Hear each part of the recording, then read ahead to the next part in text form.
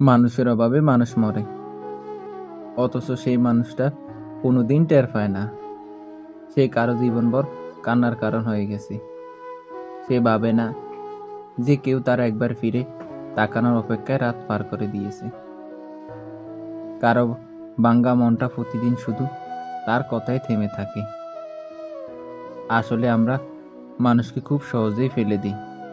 যাকে নিজের মনে হয় না তাকে আর একটাবারও খুঁজতে দেখি না।